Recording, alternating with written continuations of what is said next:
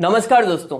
आज की जो वीडियो हम आपको दिखाने जा रहे हैं, जिस आईएएस अधिकारी लड़की की वीडियो दिखाने और सुनाने जा रहे हैं, उसको देखने के बाद आपके पैरों तले जमीन खिसक सकती है और आप असमंजस में पड़ सकते हैं कि ऐसा भी कैसे कोई कर सकता है।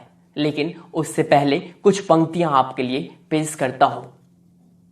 सोचता हूं कि यूपीएससी तुम्हें एक खत लिखूं, सोचता हूं कि यूपीएससी तुम्हें एक खत लिखूं और जो पढ़ाई अधूरी सी है उन सबको तुमसे बयां कर दूं।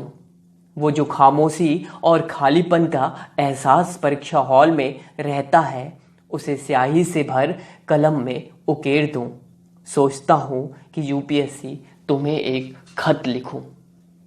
जी हाँ, ये कहानी है एक जिला अधिकारी बनी लड़की की। एक 26 साल की लड़की रितु, जिसका लक्ष्य जिलाधिकारी बनना था, आईएएस बनना था, जिले की कमान संभालना था। एक दिन रितु हरियाणा के अपने गांव से दिल्ली आ रही होती है। क्योंकि आज रितु बस से आ रही थी तो आदतन वह अपनी हिस्ट्री की किताबें निकालकर बस में ही पढ़ने लगती है। तभी अचानक बस रुकती है और 3 नौजवान युवक लड़के बस में चढ़ते हैं। क्योंकि जहां रितु बैठी होती है उसके बगल की सीटें खाली होती हैं। तभी लड़के धमाक से रितु के बगल आ बैठ जाते हैं और बस चल पड़ती है। लड़के रितु के बगल में बैठे होते हैं, लेकिन रितु को इस बात का जरा भी इल्म नहीं था कि बस कहां रुकी, कौन आया और कहां बैठा। क्योंकि रितु तो अपनी हिस्ट्री की किताबें पढ़ते पढ़ते हड़प्पा सभ्यता में खो गई होती है। कुछ मिनटों बाद वे लड़के लड़कियों के बारे में ही अजीब बात करने लगते हैं। अब जब यह बात रितु के कानों तक पहुंचती है तो उसे अंदाजा लग जाता है कि लड़के ये बातें रितु को ही सुना रहे होते हैं। धीरे धीरे लड़के रितु को छेड़ने पर आमद हो जाते हैं। अक्सर लड़कियों को ऐसी इवटीजिंग यानी कि छेड़छाड़ का सामना करना पड़ता है, लेकिन रितु उन आम लड़कियों जैसी तो नहीं थी। उसे भली भांति मालूम था कि उसके अधिकार क्या है। आखिरकार रितु थी तो एक यूपीएससी स्टूडेंट। रितु ने झट से लड़कों को वार्न करते हुए आईपीसी की धाराओं की जानकारी दी। रितु ने साफ शब्दों में इशारा करते हुए कहा कि यदि फिर से इस प्रकार की अश्लील टिप्पणी कानों तक पहुंची तो आईपीसी की धारा 354 ए और धारा 354 डी के तहत मुकदमा पंजीकृत करवाऊंगी। इतने में दिल्ली आ जाता है। रितु अपना सामान उठा बस से बाहर आ जाती है, लेकिन उसे यह नहीं पता था कि मुश्किलों की तो अभी शुरुआत हुई है। दरअसल रितु, जो कि हरियाणा के एक छोटे से गांव की रहने वाली थी, वह यूपीएससी की तैयारी करने दिल्ली आ रही थी। और हरियाणा में तो बेटियों को पढ़ाना अपराध की श्रेणी में आता है। लेकिन बेचारी रितु अपने माँ बाप को कैसे भी मनाकर दिल्ली आ रही थी। अब रितु दिल्ली पहुंच चुकी थी और झट से एक ऑटो वाले को इशारा कर पूछती है कि भैया राजेंद्र नगर चलोगे। ऑटो वाला झट से हाँ बोल देता है और अब रितु दिल्ली के आईएएस हब कहे जाने वाले राजेंद्र नगर में पहुंच जाती है, जहां लाखों की भीड़ में स्टूडेंट यूपीएससी की तैयारी करते हैं। और ऐसा माना जाता है कि हर साल बड़ी संख्या में राजेंद्र नगर भारत सरकार को आईएएस अधिकारी देता है। रितु राजेंद्र नगर को देख खुश भी होती है और घबराती भी है। राजेंद्र नगर, जहां कदम कदम पर आईएएस की किताबों की दुकानें, प्रिंटिंग प्रेस इत्यादि होते हैं, ये देख रितु की आंखें किताबों के बीच खो जाती हैं और वह यह प्रण कर लेती है कि मुझे बनना है तो आईएएस टॉपर ही। लेकिन यह रास्ता शायद रितु के लिए आसान नहीं था। उसे नहीं मालूम था कि बस वाली छोटी घटना उसके तैयारी में बाधक बन जाएगी। अब रितु दिल्ली के एक नामी कोचिंग में एडमिशन लेती है और ऐसा माना जाता है कि यदि आपको आईएएस की परीक्षा में ऑल इंडिया रैंक 1, 2 इत्यादि पाना है तो इस कोचिंग में दाखिला लेना ही पड़ेगा। बहरहाल रितु कोचिंग में दाखिला ले तो लेती है, लेकिन जैसे ही रितु पहले दिन कोचिंग की क्लास के लिए जाती है, उसकी नजर उन 3 लड़कों से मिलती है जिन्होंने बस में रितु को परेशान किया था।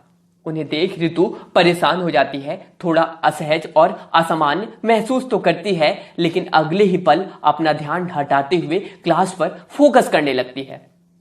दरअसल वो तीनों लड़के जिन्होंने रितु को छेड़ा था, वे भी यूपीएससी की तैयारी वाले ही थे और रितु को हिस्ट्री की किताबें बस में पढ़ता देख अलग अंदाज में उसे छेड़ने की कोशिश कर रहे थे। अब इधर रितु अपनी पहले दिन की क्लास कर घर आ जाती है और सब कुछ सामान्य चल रहा होता है। तभी देर रात रितु के मोबाइल पर कॉल आनी शुरू हो जाती है और जितनी बार रितु कॉल उठाती और हेलो बोलती तो दूसरी तरफ से कोई रिस्पॉन्स नहीं दिया जाता और कॉल कट हो जाती। लेकिन फिर अगले ही पल कॉल आती और यह सिलसिला लगातार चलता रहा। अब रितु परेशान हो गई थी कि आखिरकार देर रात 11 बजे ऐसा कौन हो सकता है जो कॉल कर रहा है और बोलता नहीं और कटने पर फिर से कॉल कर देता है। रितु ये सोचती ही है कि फिर से कॉल आ जाती है और फिर वही सिलसिला। अब रितु परेशान हो चुकी थी और वो अपना सेल फोन स्विच ऑफ कर देती है और क्लास के पढ़ाए गए आज के टॉपिक पर फोकस करती है। क्लास में पढ़ाए गए टॉपिक को तो रितु ने 2 घंटे में ही पढ़कर समाप्त कर दिया था, लेकिन उसे यह मालूम था कि यूपीएससी में आज की डेट में करंट अफेयर पढ़ना बहुत आवश्यक हो गया है। और रितु जब घर पर थी तब भी दिन के 3 घंटे देकर करंट अफेयर पढ़ती थी और नोट्स बनाती थी और बार बार रिवाइज भी करती थी। अब रात के 1 बज चुके थे। रितु अपने करंट अफेयर के पोर्शन को शुरू करने के लिए अपने सेल फोन को स्विच ऑन करती है ताकि वह फोन में देखकर करंट अफेयर पढ़ सके। और जैसे ही वह फोन को ऑन करती है, एक करंट के इशू को पढ़ रही होती है, वैसे फिर से उसके फोन पर घंटी बजनी शुरू हो जाती है। अब रितु को यह समझ नहीं आ रहा था कि वह करे तो क्या। रितु परेशान होकर नंबर को स्विच ऑफ कर सो जाती है और अगली सुबह जैसे ही वह कोचिंग क्लास पहुंचती है तो उसका सामना उन 3 लड़कों से होता है। वह एक दूसरे से बातें कर जोर जोर से हंस कर कह रहे होते हैं कि घंटी बजी क्या, हेलो हेलो। जैसे ही यह शब्द रितु के कानों में जाते हैं, रितु के कान खड़े हो जाते हैं और अब रितु को पता चल गया था कि रात में जो भी कॉल आ रही थी वह इन्हीं लड़कों द्वारा थी। लेकिन वह अब परेशान थी कि आखिरकार मेरा नंबर इन तक कैसे पहुंचा। रितु आज घर आ जाती है और फिर देर शाम आज रितु के फोन पर मैसेज आता है कि हम आईपीसी की धारा 354 से नहीं डरते और समय समय पर इन धाराओं को तोड़ने में भी कोई भी फिक्र नहीं करते। मैसेज पढ़ रितु गुस्से में आ जाती है और सोचती है कि कल यह मैसेज पुलिस को दिखा इनको आईपीसी की धाराओं की पावर को दिखाती हूं।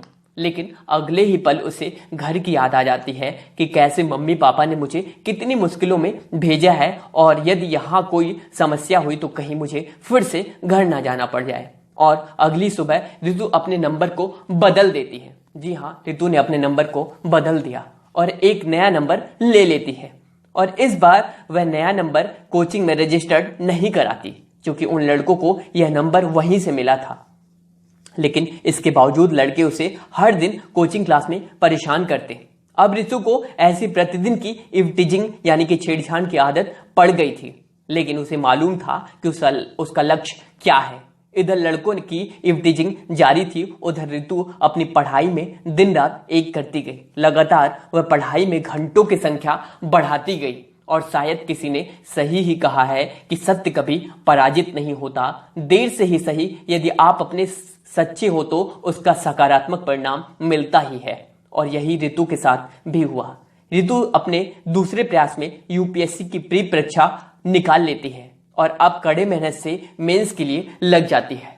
और अब जबकि मेंस की बारी थी तो कोचिंग वालों ने प्री पास कर मेंस दे रहे बच्चों के लिए एक अलग रैपिड बैच चालू किया था। अब रितु का उन लड़कों से सामना नहीं होता और लड़के भी परेशान थे कि आखिरकार वो लड़की गई तो गई कहां। लेकिन रितु को तो अर्जुन की तरह सिर्फ चिड़िया की आंख मालूम थी और कहते हैं कि इंसान विषम परिस्थितियों में कभी कभी कुछ ज्यादा ही अच्छा कर जाता है। ऐसा ही कुछ रितु के साथ हुआ। रितु ने दूसरे प्रयास में यूपीएससी की परीक्षा में अपना परचम लहरा दिया। जी हाँ, यूपीएससी की परीक्षा में रितु ने अपना परचम लहरा दिया था और आईएएस वाली सीट सिक्योर कर ली थी। जी हाँ, रितु ने यूपीएससी की परीक्षा में 369वीं रैंक लाकर इतिहास रच दिया था। अब आज जब नए नए चमकते हुए बैनर राजेंद्र नगर की गलियों में बड़े बड़े होर्डिंग के रूप में उन 3 लड़कों को दिखते हैं जिस पर सुनहरे अक्षरों में रितु कुमारी AIR यानी कि ऑल इंडिया रैंक 369वीं दूसरे प्रयास में लिखा होता है, तो उन लड़कों के पैरों तले जमीन खिसक जाती है।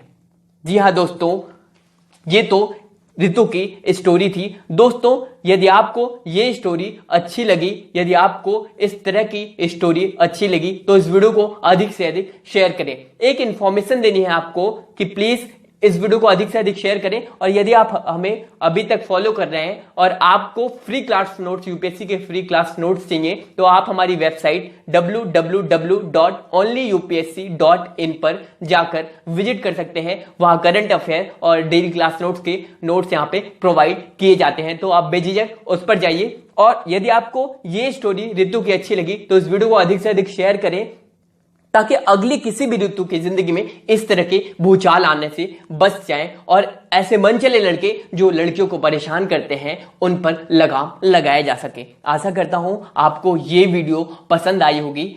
यदि आप हमें अभी तक सुन रहे हैं तो प्लीज आपसे गुजारिश है कि इस वीडियो को इतना शेयर करें कि आज एक रिकॉर्ड बनाते। आप, आशा करता हूं रिकॉर्ड जरूर बनाएंगे। यदि आप हमें अभी फेसबुक से सुन रहे हैं तो इसे फेसबुक से डिफरेंट प्लेटफॉर्म पे शेयर करें, और यदि आप हमें अभी यूट्यूब से सुन रहे हैं तो यूट्यूब से भी डिफरेंट प्लेटफॉर्म पे शेयर करें और वेबसाइट पे जाना ना भूलें। चलिए, तब तक के लिए धन्यवाद। आशा करता हूं आप शेयर कर रहे होंगे।